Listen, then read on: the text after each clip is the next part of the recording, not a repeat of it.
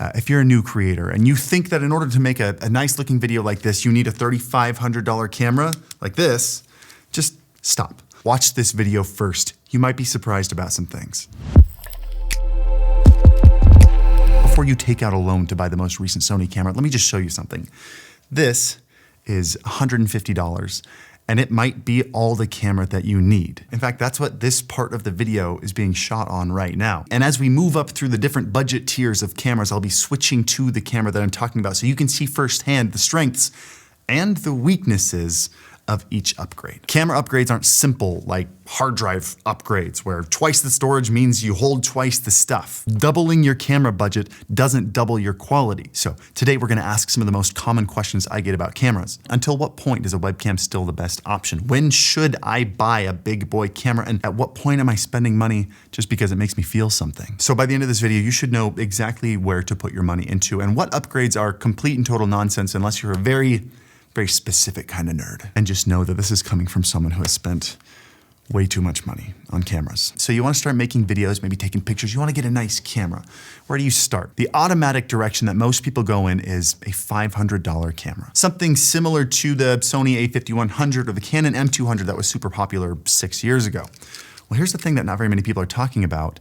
Very few camera companies make cameras in this price range anymore. In fact, most of the time I find these cameras online, they're more expensive than when they first came out. This entire price category of camera has essentially died, and it's been replaced with either the camera that's already in your pocket or a webcam that's $150 and looks really good. This creates a pretty serious problem with this budget of camera. And the difference between these two cameras is so interesting. Obviously, this still has its strengths, but I would say the strengths in a webcam can be larger, mainly because when you buy a camera like this, you're buying an older camera with older tech in it, older sensors with poor autofocus, bad colors, terrible dynamic range, or skin colors that don't look natural. So I wanted to start this video with a webcam tier and just reassure you that over the last 4 or 5 years, webcams have become a serious contender, not only for live streaming, but for any kind of video content. I feel like very few of you would complain about having a shot like this for your YouTube videos. There are numerous high quality webcams out there right now, but I wanted to stop for a second and talk about the Insta360 Link 2C. One,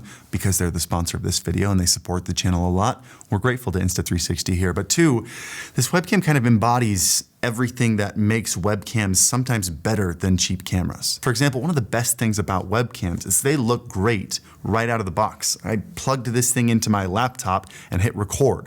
Haven't tweaked any settings at all, and it looks like this. This webcam handles white balance, colors, dynamic range like a champ, even if I didn't know what those things meant. You notice that we're getting details in the dark spots like up here, while also not completely blowing out my face right next to the light here. Even crazier is that while these two cameras are limited to 1080p, this little $150 webcam can shoot 4K. Again, like I'm doing right now. It also has super reliable autofocus. In fact, this webcam uses the same autofocus technology as brand new $3,000 cameras like this one. It's called phase detect autofocus. And I'm sure you've noticed, it's very good. Combine that with the fact that they never overheat, that they connect to a computer with a single cable, and of course that this is only $150. Except it's actually on sale right now for Black Friday. There's a code in the description of this video. The first 10 of you that use it will get $50 off, bringing it down to $100. So thank you Insta360 for sponsoring this video. If you get through this whole video and you decide, you know what, a webcam is for me, I've got a link to this in the description down below. Go pick up a Link 2C. Let's move on to the next budget. After all that hullabaloo I said about webcams, why would you bother upgrading to a camera like this, especially if it's old? Is there any advantage at all? Well, there is one. Other than the fact that you can put a memory card in this and you can go out in the real world and shoot and record without having to be tethered to a computer, there's one main advantage. Lenses. The majority of the actual image quality comes not from the camera that's shooting it, but from the lens itself. This is going to be a little bit of oversimplification, but for the most part, the image quality comes from the lens, the features come from the camera. So if you want something a little bit more zoomed in with a creamy, blurry background, you pick up a prime lens that can do that. Or maybe you want something super wide for your live streams. You can do that too. In fact, I would say that the best thing about these cameras is the opportunity to explore and to learn, try on a bunch of different lenses, learn what your art style is. Because outside of exploring different lenses like this, the rest of this camera is not that great. It's not like miserable, just not great. If your face isn't centered and you're not looking directly at the camera, you're gonna get a lot of autofocus wobble. Man, this is a squeaky chair. Depending on the lighting, sometimes your skin can look like you're having a panic attack. And in order to save on cost, the build quality of these things is just, well, I mean, I wouldn't drop it. Let's start there. Basically, the difference between these two is this. If you're looking for a good image right out of the box, zero complications, plug and play, and $150, you go with a webcam. If you want to explore the art, pick up a prime lens to get a blurry background, or an ultra wide to look like Peter McKinnon's caffeinated cousin, you go with this. Just know that it's gonna take some work to get the shot just right, and by the time you buy the camera and the lens, we're talking $1,000. Let's swap this out with my favorite price tier. All right, well, here we go. This is where the camera glow up happens. Can we put the two cameras side by side, this one and the last one? What do you see here? What difference, do you notice a difference? This mid-range area of cameras here, I'd say from $1,500 to $2,500 are always the most popular with camera companies nowadays. This is where they put in all their work. Like, this is where every camera user sees a huge difference. This camera I'm shooting on right now is a Lumix S5 Mark II. It's what I've shot almost every video for the last 3 years on, and it's probably my biggest recommendation for content creators who want a more professional camera. But what happens when cameras get into this price range is because they are a mid-range camera, because they're still a true hybrid designed for everybody, every single attribute, every single aspect of this camera has been upgraded. So every single user, whether you're a videographer, a photographer, portrait, landscape, documentary, whatever, you see upgrades across the board. You can move your head around real fast. Camera's fine. Most of these cameras are full frame sensors, massive sensors that pick up a ton of light. You get more sharpness, you get way more depth of field, that background blur everybody wants. It's gonna go from pretty nice to like music, video, bokeh. And because that full frame sensor is a professional sensor, this is where you're getting all the professional lenses as well. Nobody's making a professional lens for a teeny tiny cheap sensor like this. All the good lenses are full frame. You can now shoot in professional color profiles called log that look like this, which sounds like it's gonna look terrible, but what it's doing is it's giving you more flexibility and it's giving you more dynamic range for better detail in the lowlights and in the highlights, better flexibility for coloring in post. Your skin stops looking like an Instagram filter gone wrong. You get the point. The bodies go from cheap plastic to durable metal bodies. You take this out with you, you accidentally drop it. I mean, still don't do that, but like, it's probably gonna be okay. I've actually dropped this camera a handful of times and it's killing it, it's going strong. But also in this range, you start to get real true video specs. Like not just 4K, this camera shoots in 6K and it shoots something called open gate, where it shoots taller. Like you're looking at a video that's 4K 16:9, but the full video is actually, it looks like this. So not only am I able to crop to vertical super easily, but also because this camera shoots in 6K, I can zoom in. Look at the difference in zoom between this camera and the last camera. What happens when we zoom in? It's nuts. I love this camera. Every YouTuber says get the Sony a7S III, and I had that camera too. I love it.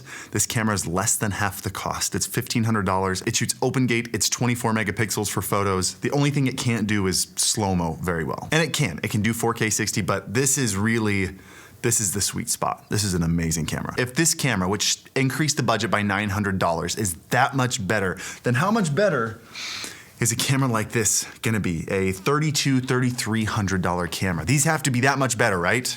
Let me switch the cameras and show you. All right, here we go. Finally a pro level camera. How do I look here? You guys notice a difference? Put them side by side with the last camera. What do you think? What do you see? I see nothing.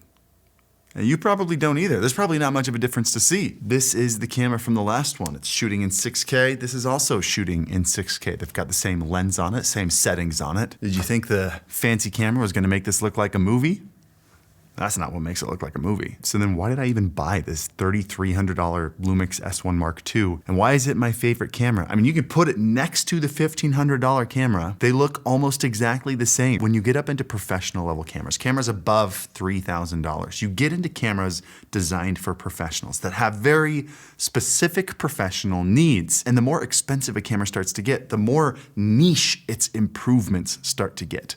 Let's use this camera and this camera as examples. We got the S1 Mark II and the S1R Mark II. These two cameras look exactly the same, except this one is 44 megapixels, whereas this one is 24 megapixels. The R is specifically for high resolution photographers. So if you want to shoot landscapes, you want to shoot portraits in a studio, you're gonna wanna go with something like this. But why wouldn't everybody wanna get more pixels? Well, because the more pixels you put in this, the slower it gets. In order to read all those pixels, it takes a long time. So they make the S1 Mark II, which is the same price, except it's 24 megapixels, but it can take pictures about twice as fast. So if you wanna go out and shoot sports photography with a lot of fast moving events, a lot of real moments of action like the bat hitting a ball, the extra pixels take extra time to read. And have you ever seen that rolling shutter effect? Some kind of bend happening in the photo. Well, it's why people don't use cameras like this for sports or airplane propellers. That's a wild one. So they make this other camera with fewer pixels that can read faster. That makes it better for sports photography. That makes it better for video. Let me tell you the exact niche feature that I bought this camera for. If I go out in the world, I go and touch some grass and I'm shooting something in the moment, I have a million things on my mind. Does the shot look good? Am I presenting well? What's the story going on here? Am I progressing the story properly with my dialogue? What I don't want to think about is how is this shot going to be edited later? Do I want it horizontal? Do I want it vertical? Do I want it regular speed? Do I want it slow-mo? It's a lot for one person to think about in the moment. This camera is the only consumer camera that can shoot 60 frames per second in open gate, that taller format. So I can shoot anything, I can focus on the story, I can focus on my presentation, and then when I get into the editing software, I can crop it vertical with the taller footage. I can slow it down. I can do whatever I want with it. That is literally the reason I bought this camera. But pro cameras can get even crazier than that. The Sony A9 Mark III has something called a global shutter, where instead of the sensor reading out from top to bottom, giving that wobbly global shutter thing we were talking about, all the pixels read out at the same time. It's probably the best sports wildlife camera you can buy, but it's also $7,000. The latest Sony A7R has 61 megapixels, but that is what, that's what you're buying that camera for, is for the 61 megapixels. This is like photographers who want to zoom into eyelashes for fun. But this is why it's called a pro level camera. A lot of people will go out and spend thousands of dollars on a camera thinking it's going to make their stuff look pro, but really it's only the pros that have any benefit from these features at all. I personally don't care if my photos are 24 megapixels or 60 megapixels. That changes nothing about how I work, but 60 frame per second open gate, game changer for what I do. So look, I've laid this all out for you now. You know where you stand on this list, but for most creators, mid-level is where you're gonna get the most bang for your buck. $1,500 for a 6K open gate camera, there is not gonna be a better deal out there. Stick with the mid-range, that's where the best value is. Your content will thank you, your wallet will thank you. And hey, if you really wanna spend $7,000, maybe just call me first. I'm always looking for rich friends. Just make good choices, that's all. Happy streaming.